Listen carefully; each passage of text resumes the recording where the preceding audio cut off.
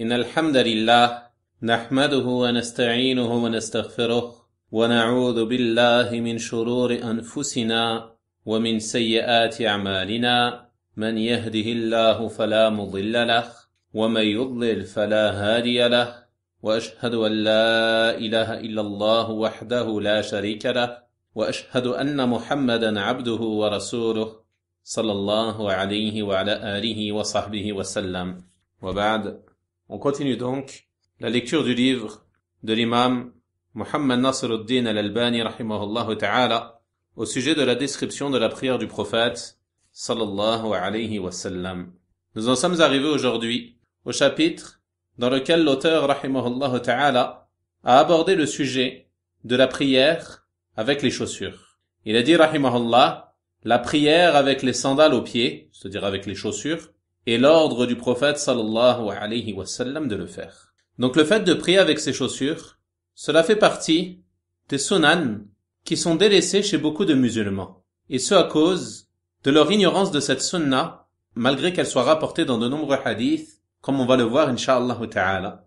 Et leur ignorance de cette sunna est telle que certains vont même jusqu'à blâmer celui qui prie avec ses chaussures comme s'il était tombé dans une transgression religieuse, ou voire même dans un égarement, wallahu al-musta'an.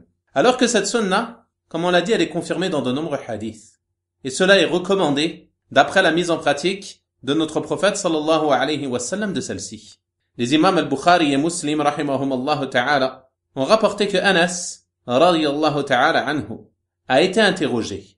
Est-ce que le prophète sallallahu alayhi wa sallam priait avec ses chaussures? Il répondit oui. On voit donc que c'est une sunna confirmée du messager d'Allah sallallahu alayhi wa sallam. Toutefois, il est important pour nous de savoir que cette sunna, elle a des conditions. Et parmi ces conditions, il y a premièrement le fait que tes chaussures soient pures. C'est-à-dire qu'il n'y ait aucune impureté sur la semelle de tes chaussures ou ailleurs. Et on va voir, incha'Allah, la preuve à ce sujet dans les hadiths que l'auteur rahimahullah ta'ala a mentionnés. La deuxième condition est qu'il n'y ait pas de nuisance en cela. À titre d'exemple, on voit qu'aujourd'hui, la grande majorité des mosquées ont le sol recouvert par des tapis. Et ces tapis, comme vous le savez, ils ont un coût qui est onéreux et ils ont été achetés avec l'argent des musulmans. De ce fait, il nous convient d'en prendre soin et de ne pas les abîmer. Ainsi, si les gens se mettaient à entrer dans les mosquées avec leurs chaussures, en marchant et en priant sur ces tapis, il n'y a pas de doute que ceci conduirait à la dégradation de ces tapis, que ce soit avec la terre qui entrerait, ou alors même l'humidité en cas de pluie, et ainsi de suite. D'autant plus avec le risque que des gens soient négligents et qu'ils ne tiennent pas compte de la propreté de leurs chaussures avant d'entrer.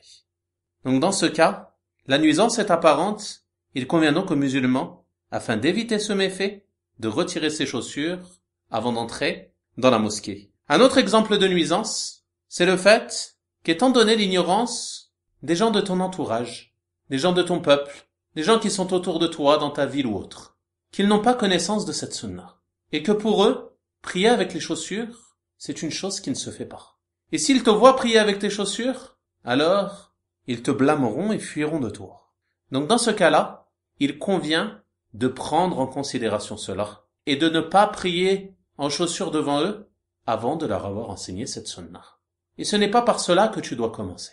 En effet, comme on le voit aujourd'hui, il y en a parmi les gens qui sont tombés dans des transgressions, certaines relevant du polythéisme, d'autres de l'innovation, d'autres des grands péchés, ou autres transgressions encore. Il est donc important dans le prêche de commencer par les choses les plus importantes. Donc il ne convient pas aux musulmans de faire fuir les gens de la sunna, de faire fuir les gens du tawhid, pour le simple fait de mettre en pratique la sunna de prier avec ses chaussures. Si tu as autour de toi des gens affiliés à l'islam, qui se rendent auprès des tombes pour les invoquer, ou qui recherchent la bénédiction en se frottant à celle-ci, il n'y a pas de doute que tu dois tout d'abord commencer par leur enseigner le tawhid, leur enseigner la sunna. Et il ne convient pas de rentrer en discorde avec eux au sujet de la question de la prière avec les chaussures ou non.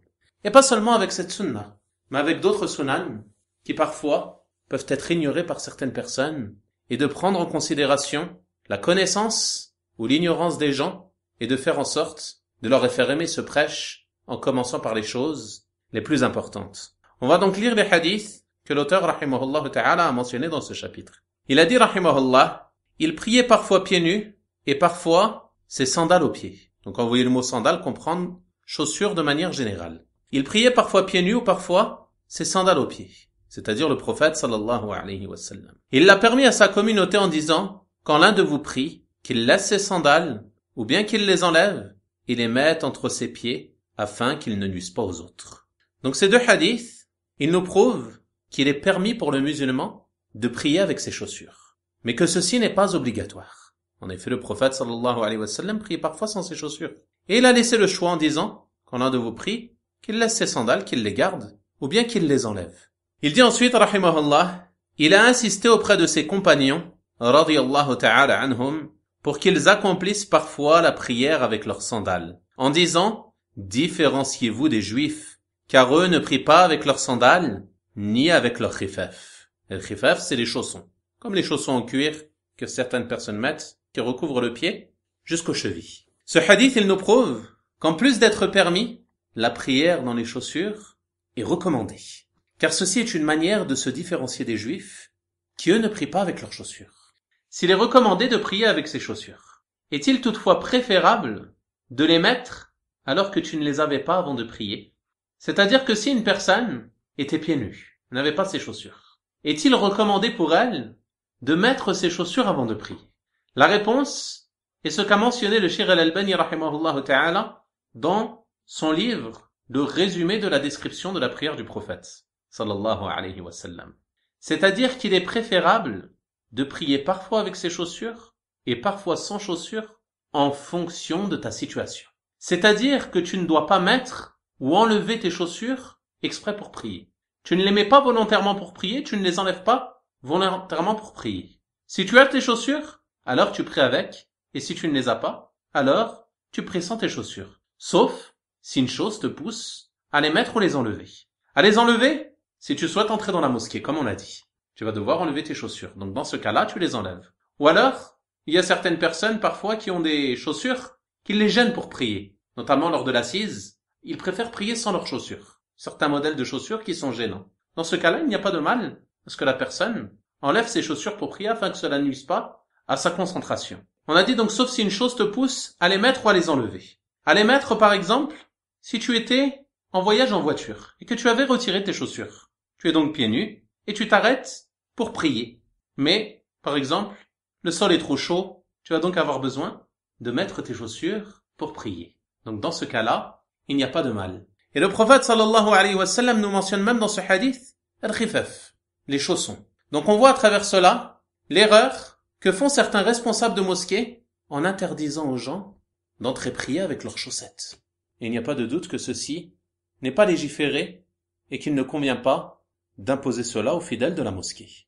Il dit ensuite, rahimahullah, il est aussi arrivé qu'il les enlève pendant la prière et qu'il continue à prier, c'est-à-dire qu'il a enlevé ses chaussures pendant la prière, comme l'a rapporté Abu Sa'id al-Khudri, radiyallahu ta'ala anhu.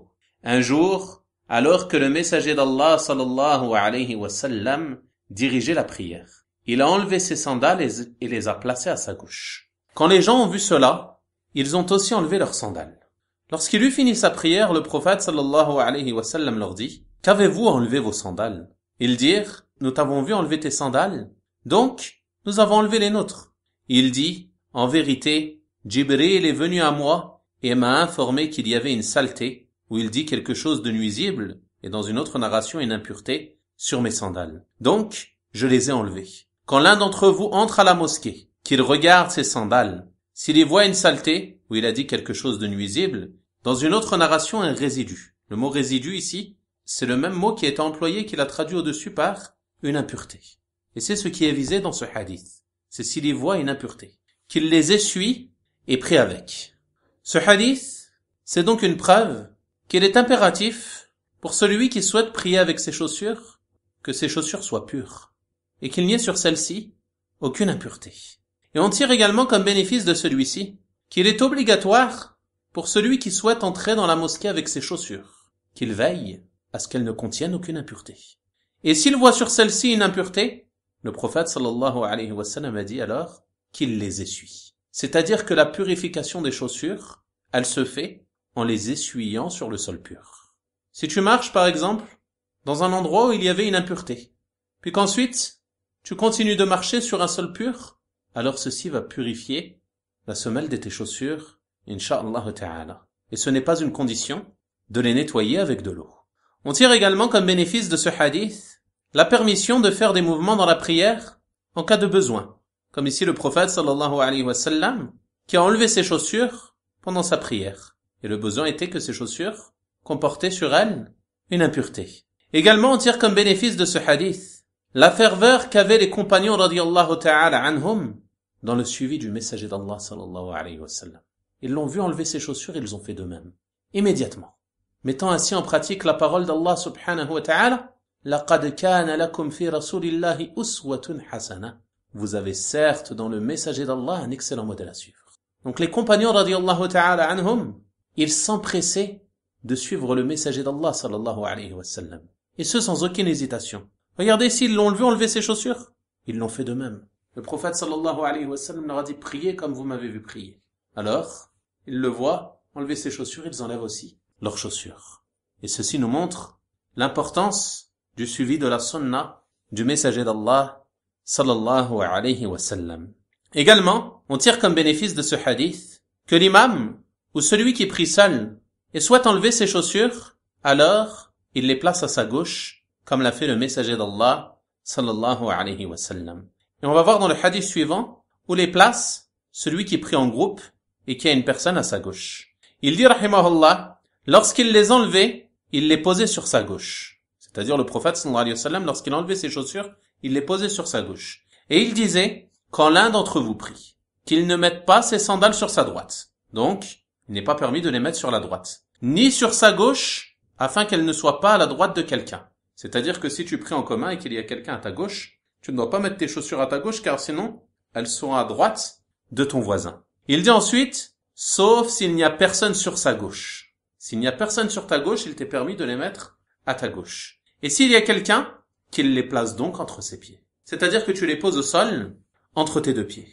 Donc, les chaussures en prière, soit elles sont portées, c'est-à-dire que tu pries avec, soit elles sont à ta gauche, si tu pries seul, ou que tu es imam, soit elles sont entre tes pieds, si tu pries en groupe, et qu'il y a une personne à ta gauche. Ceux-ci sont les 3 endroits où peuvent se trouver les chaussures durant la prière. Ensuite, l'auteur, rahimahullah ta'ala, a intitulé le chapitre suivant, la prière sur la chair, c'est-à-dire la prière sur le minbar. Et il a dit, rahimahullah, une fois, il a prié sur la chair, et dans une version qui avait 3 marches. Ceci nous indique la taille légiférée du minbar, tel que l'était celui du messager d'Allah, sallallahu alayhi wa sallam, qui avait 3 marches. Il a dit, rahimahullah, il est monté dessus et a prononcé le takbir. Donc ici, il est monté dessus. En réalité, ce qui est dit, c'est, il s'est mis debout dessus.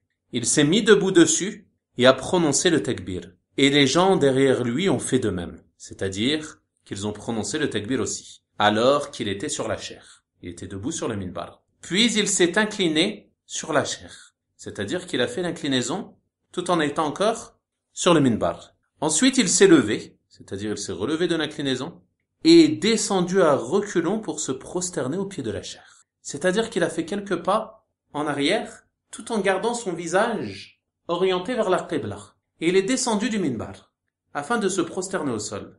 Ensuite, il dit, rahimahullah, il est alors remonté sur la chair, et a fait comme il avait fait pour la première raka'a. C'est-à-dire qu'il a fait de même le restant de la prière. Après le sujoud, il est remonté sur le minbar, s'est mis debout, puis s'est incliné sur le minbar, et ensuite redescendu pour la prosternation. Jusqu'à ce qu'il ait achevé sa prière. Il s'est alors tourné vers les gens et a dit, « Oh vous les gens, j'ai fait cela pour que vous puissiez me suivre et apprendre ma prière. » Donc on tire de ce hadith de nombreux bénéfices. Parmi ces bénéfices, premièrement, il y a le fait qu'il est permis de prier sur un endroit surélevé, et ce dans le but d'être vu afin d'enseigner la prière aux gens.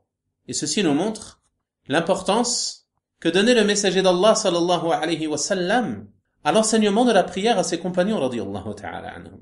Il est donc permis pour une personne de se mettre sur un endroit surélevé afin d'être vu par les gens et de prier pour montrer aux gens la manière correcte de prier.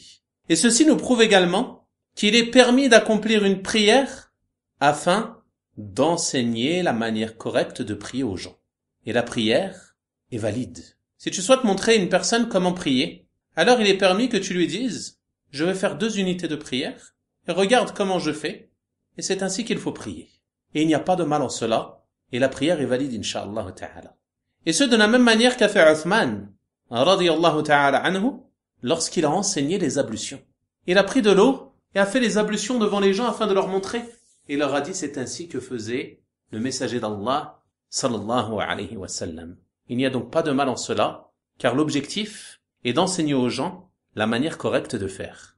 Deuxièmement, on tire comme bénéfice de ce hadith la permission de faire des mouvements en cas de besoin, tout en restant en prière, comme l'a fait le prophète sallallahu alayhi wa sallam ici. Il est monté sur le minbar afin que les gens le voient prier. Et pour se prosterner, il devait descendre du minbar. Il a donc fait quelques pas en arrière. Et il est descendu avec quiétude, tout en gardant son visage orienté vers la qibla, puis il s'est prosterné sur le sol. Et après cela, il est remonté sur le minbar. Le troisième bénéfice que l'on tire de ce hadith, c'est la permission de regarder l'imam pendant la prière. Comme on va le voir, il est légiféré pour celui qui prie de regarder l'endroit où il se prosterne. Toutefois, on voit à travers ce hadith que le prophète sallallahu alayhi wa sallam est monté sur le minbar afin que les gens le voient prier. On comprend donc que les compagnons radiyallahu ta'ala anhum le regardaient lorsqu'il priait, alors qu'ils étaient eux aussi en prière. Il n'y a donc pas de mal pour le fidèle à regarder l'imam pendant la prière, notamment s'il veut le suivre, et s'assurer qu'il s'est bien incliné ou qu'il s'est bien prosterné avant de se prosterner à son tour. En effet, on voit dans certaines mosquées qu'il y a des imams, notamment à cause de l'utilisation des microphones, qui vont prononcer le takbir alors qu'ils sont encore debout, avant l'inclinaison ou avant la prosternation. Alors il dit Allahu Akbar, et les gens derrière lui s'empressent de s'incliner ou se prosterner, au point de parfois le devancer. Il est interdit de devancer l'imam dans la prière. Donc dans ce cas-là, le prieur le regarde, afin de s'assurer qu'il s'est bien incliné ou bien prosterné, afin de s'incliner, de se prosterner à son tour, et ne pas le devancer. Et également, on tire comme bénéfice de ce hadith, comme on l'a vu, la hauteur légiférée du minbar, et qu'il convient que ce minbar soit de 3 marches, et ce, afin de ne pas couper les rangs, comme on le voit aujourd'hui dans de nombreuses mosquées, où le minbar est très élevé, au point de prendre 1, 2, ou voire plus encore, parmi les rangs de prière. Et ceci est contraire à la sunna du messager d'Allah, sallallahu alayhi wa sallam. Le Cheikh Al-Albani, rahimahullah ta'ala, l'a d'ailleurs mentionné en note, dans la note 4, en bas de page 65, comme vous pouvez le voir. Il a dit, rahimahullah, la sunna pour la chair, c'est-à-dire pour le minbar, est qu'elle ait 3 marches, pas une de plus. Rajouter des marches est une innovation qui date du temps des Omeyyades. Cela coupe le plus souvent le premier rang. Et éviter cela en mettant la chair. Il dit donc si on veut éviter de couper le rang, il y en a certains, ils vont mettre la chair dans le coin ouest de la mosquée, dans un coin de la mosquée. Ou alors ils vont le mettre dans le mihrab. Il dit et ceci aussi est une innovation. Il dit de même que construire une tribune en forme de corbeille dans le mur sud à une certaine hauteur à laquelle on accède par une échelle scellée dans le mur. En forme de corbeille, ici le cheikh il dit en forme de balcon. Comme un balcon en fait, comme vous le voyez dans certaines mosquées. Il y en a certains qui font une sorte de petit balcon dans le mur de la mosquée dans lequel l'imam monte avec une échelle ou avec des escaliers qui sont dans le mur. Le Cheikh Al-Albani rahimahullah ta'ala nous dit ceci aussi est une innovation. Et la meilleure guidée est la guidée de Muhammad sallallahu alayhi wa sallam. Ensuite, l'auteur rahimahullah ta'ala nous a mentionné un chapitre important au sujet de l'obligation de la sutra. Donc la sutra, c'est la chose que tu prends devant toi au moment de la prière afin d'empêcher que quelqu'un passe devant toi. Et les savants ont divergé concernant le jugement de la sutra. La majorité des gens de science considèrent que la sutra n'est pas obligatoire, mais qu'elle est fortement recommandée, et qu'il ne convient pas de la délaisser. Et l'avis le plus juste est celui qu'a soutenu l'auteur ici, rahimahullah ta'ala, étant que la sutra est obligatoire, et ce d'après l'ordre du prophète sallallahu alayhi wa sallam, comme on va le voir dans le hadith. Et si la personne prie sans sutra, quel est le jugement de sa prière? La réponse est que sa prière est valide. Toutefois, elle est dans le péché, et sa récompense est diminuée, car elle a délaissé une chose obligatoire. Donc l'auteur, rahimahullah ta'ala, a mentionné plusieurs hadiths au sujet de la sutra. Il a dit, rahimahullah, il se mettait debout à proximité de la sutra. Et il y avait entre lui et le mur une distance de 3 coudées. Donc une coudée, c'est la distance qu'il y a entre l'extrémité de tes doigts et ton coude. Ceci représente une coudée. Donc lorsque le prophète sallallahu alayhi wa sallam priait, lorsqu'il était debout, il y avait entre lui et sa sutra une distance de 3 coudées. 3 fois la distance de l'extrémité de tes doigts jusqu'à ton coude. Il dit ensuite, rahimahullah, entre le lieu de sa prosternation et le mur, il y avait assez d'espace pour que puisse passer un mouton. C'est-à-dire que lorsqu'il était prosterné, il n'avait pas la tête collée à sa sutra comme le font certaines personnes. Mais il y avait assez d'espace pour le passage d'un mouton. Donc, lorsque tu es debout, il convient qu'il y ait entre toi et ta sutra environ 3 coudées. Et lorsque tu es prosterné, assez d'espace pour le passage d'un mouton. Il dit ensuite, rahimahullah, il disait, ne prie qu'en direction d'une sutra. Donc ceci nous montre l'obligation. Car ici, c'est un ordre du messager d'Allah sallallahu alayhi wa sallam. Ne prie qu'en direction d'une sutra. Et ne laisse personne passer devant toi. C'est-à-dire, entre toi et ta sutra. Et ceci également est une obligation. Que tu ne laisses passer personne devant toi pendant la prière. Et si la personne refuse, empêche-la de passer, car il a un compagnon, c'est-à-dire un diable avec lui. Comme cela est venu très clairement dans la version de l'imam al-Bukhari rahimahullah ta'ala, qui a rapporté car il a un diable avec lui. Donc il est obligatoire pour le musulman lorsqu'il prie de prendre une sutra. Et si quelqu'un tente de passer entre lui et sa sutra, alors il doit en empêcher, et on verra plus de détails à ce sujet dans les derniers hadiths que l'auteur rahimahullah ta'ala a mentionnés. Il disait aussi, quand l'un d'entre vous prie en direction d'une sutra, qu'il s'en approche afin que le diable ne puisse pas couper sa prière. Donc on voit dans ce hadith tout d'abord l'obligation d'être proche de la sutra. Comme on a dit, une distance de 3 coudées. Car certaines personnes, des fois, qui s'éloignent de la sutra, ou dans certaines mosquées, qui se mettent à 2 rangs du mur, par exemple, et qui te disent, c'est bon, il y a le mur, tu as une sutra. Naam. Mais le prophète sallallahu alayhi wa sallam a ordonné de s'approcher de la sutra. Et on a vu dans le premier hadith qu'il se mettait debout à proximité de sa sutra, à une distance de 3 coudées. Qu'il s'en approche afin que le diable ne puisse pas couper sa prière. Ici, le traducteur a mis en note de bas de page pour couper sa prière. Il a expliqué cela en disant, c'est-à-dire passer entre la personne et la sutra, afin que le diable ne puisse pas passer entre la personne et la sutra. Et ceci est une explication qui est incomplète en réalité. Car les savants ont expliqué que ce qui est visé par le fait de couper la prière ici, c'est qu'il l'interrompe dans sa concentration. Car s'il n'a pas de sutra, et que des gens passent devant lui, alors il serait perturbé par le fait que des personnes passent devant lui, au point peut-être de ne plus savoir où il en est dans sa prière. Et il n'y en a pas de doute que s'il en est ainsi, alors il perdra une part de la récompense de sa prière, de par son manque de concentration. Et certains ont même expliqué que la sutra, elle empêche le diable de venir perturber le prière. C'est-à-dire que si le prieur ne prend pas de sutra, alors le diable peut venir le perturber et lui faire perdre ainsi sa concentration par les insufflations ou autres. Ceci est donc le sens du mot coupé dans ce hadith. Ensuite, il dit, rahimahullah, parfois, il s'efforçait de prier derrière un des piliers de sa mosquée. C'est-à-dire qu'il cherchait à prier derrière le pilier spécifiquement. Et c'est dans le but d'avoir une sutra. Et on voit à travers cela qu'il est permis de prendre un pilier comme sutra. Également, il est permis de prendre un mur. Il est permis de prendre une personne, comme on va le voir, une branche, une canne, un arbre, ou tout autre objet faisant la taille nécessaire pour servir de sutra. Et les savants ont mentionné que la sutra, elle devait être d'une hauteur d'1 ou 2 empans environ. Et l'empan, c'est la distance qu'il y a entre l'extrémité de ton pouce et de ton auriculaire lorsque tu as la main ouverte. Donc tu ouvres ta main, en écartant tes doigts, et tu regardes la distance qu'il y a entre l'extrémité de ton pouce et l'extrémité de ton auriculaire. Ceci est un empan. Donc la sutra, elle doit être environ d'1 ou 2 empans en termes de hauteur. Et certains savants ont dit 2/3 d'une coudée ou une coudée. Donc si tu prends une coudée, tu es sûr d'avoir atteint la taille nécessaire légiférée. Quant à sa largeur, il n'y a pas de chose mentionnée à ce sujet. Même si elle est fine, comme une lance par exemple, ou un bâton, alors cela est suffisant, incha'Allah ta'ala. Et si tu prends une chaise en sutra, ce n'est pas une condition que tu sois en direction des pieds de la chaise. À partir du moment où la chaise est devant toi, cela est suffisant et cela fait office de sutra.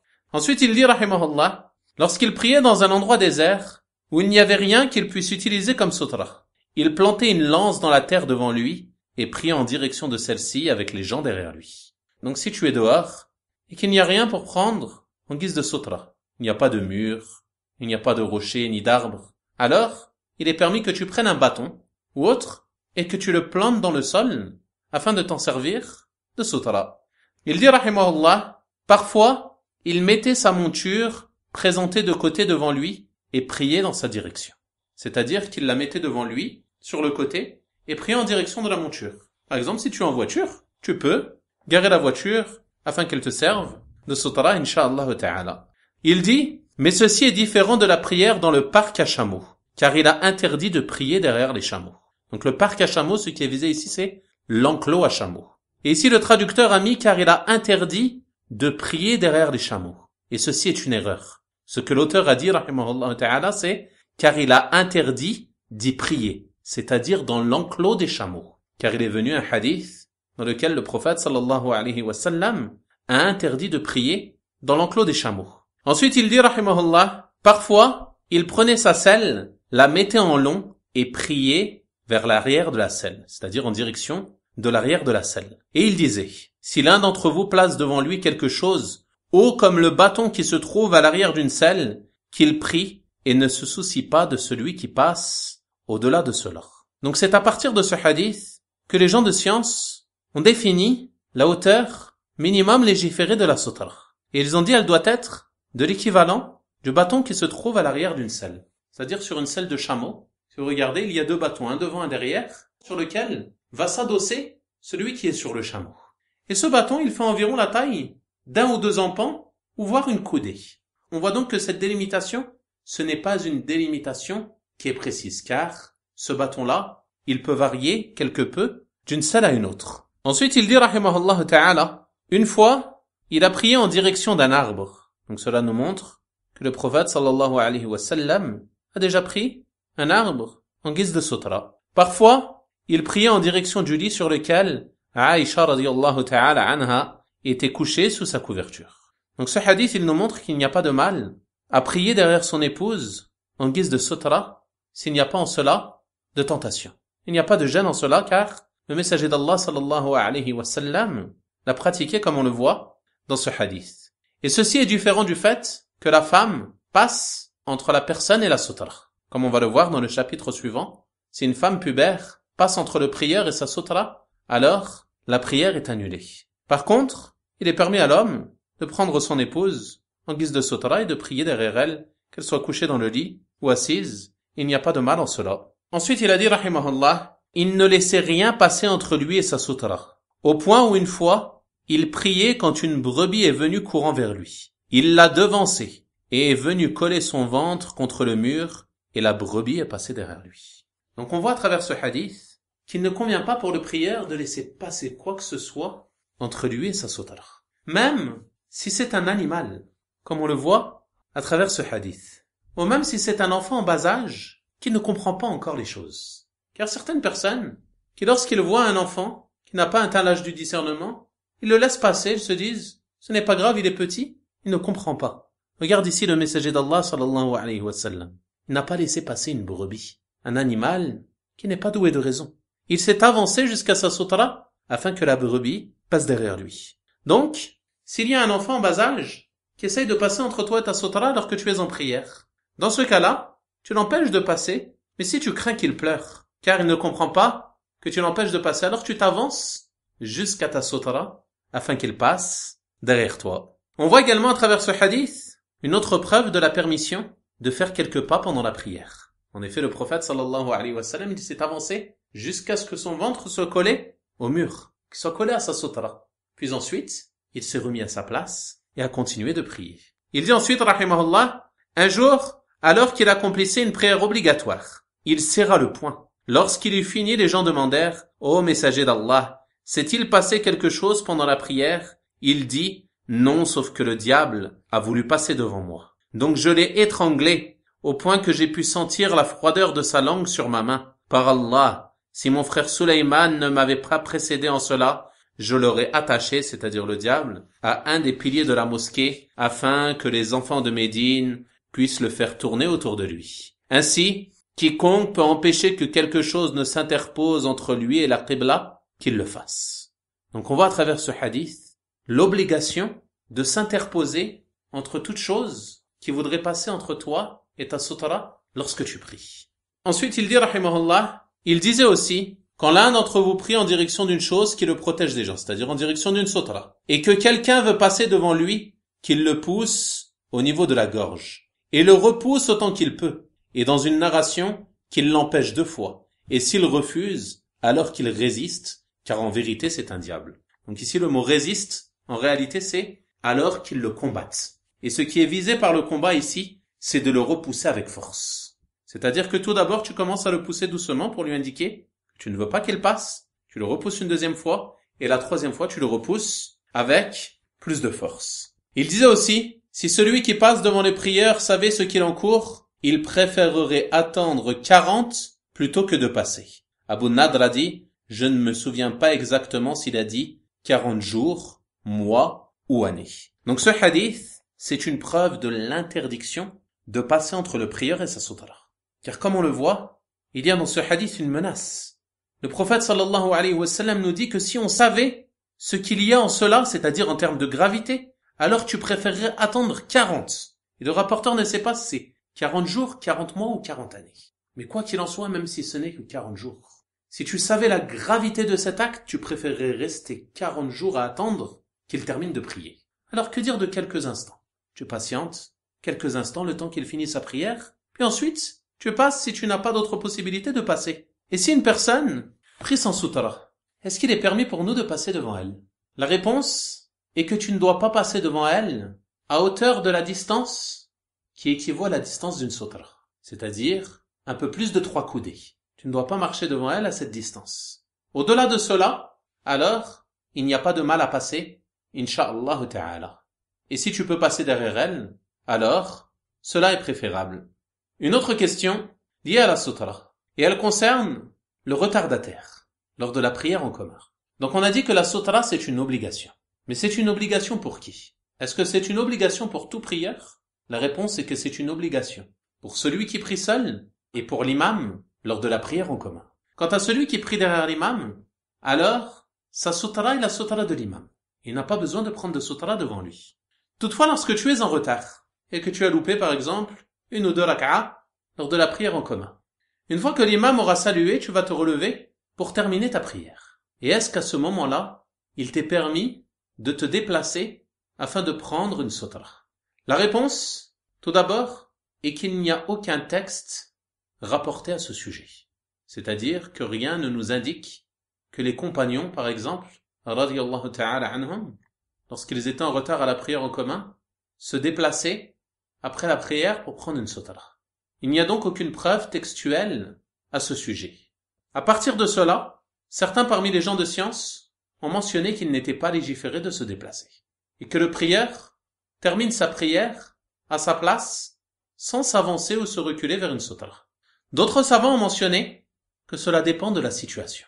Si par exemple, tu es positionné à un endroit de la mosquée où personne ne risque de passer devant toi, alors dans ce cas-là, il n'est pas nécessaire que tu changes de place pour prendre une sutra, car il n'y a pas de risque que tu sois perturbé dans ta prière. Et tu termines ta prière ainsi, à la place où tu étais lors de la prière en commun.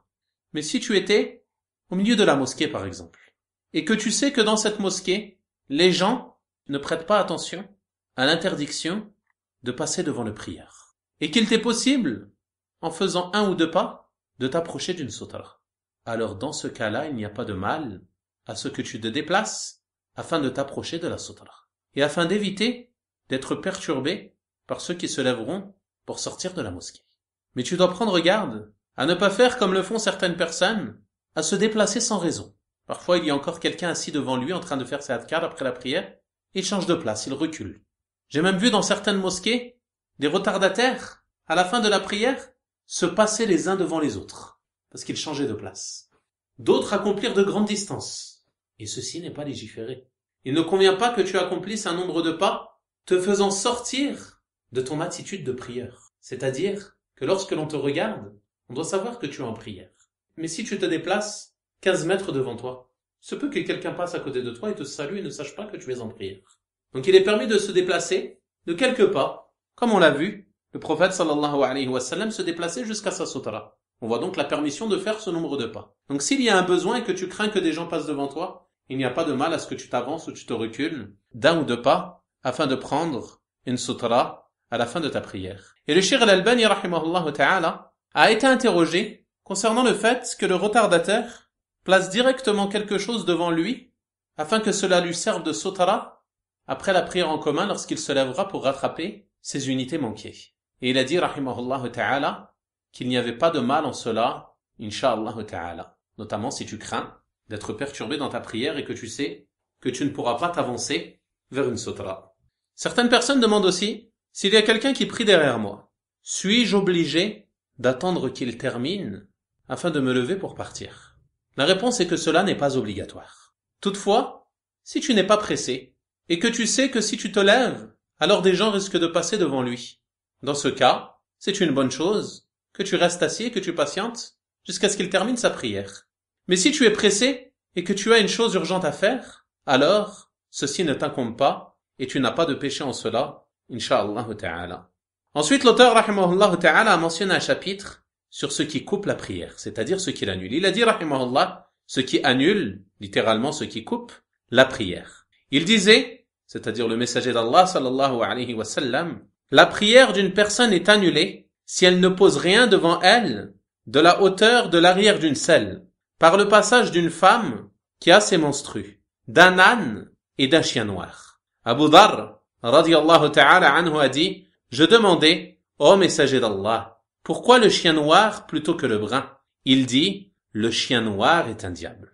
Donc on voit à travers ce hadith que la base pour la personne est qu'elle doit placer devant elle une sutra lors de la prière. Mais si elle ne place rien devant elle, ou alors qu'une des trois choses mentionnées dans le hadith passe entre elle et sa sutra, alors sa prière est annulée. Et elle doit la recommencer.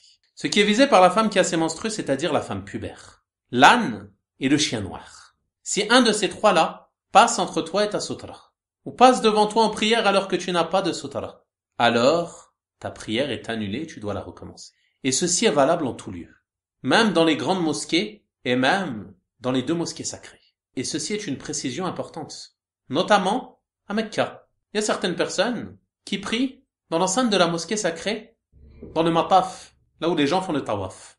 Que ce soit des prières surérogatoires, ou alors des unités de prière qu'ils rattrapent s'ils étaient en retard.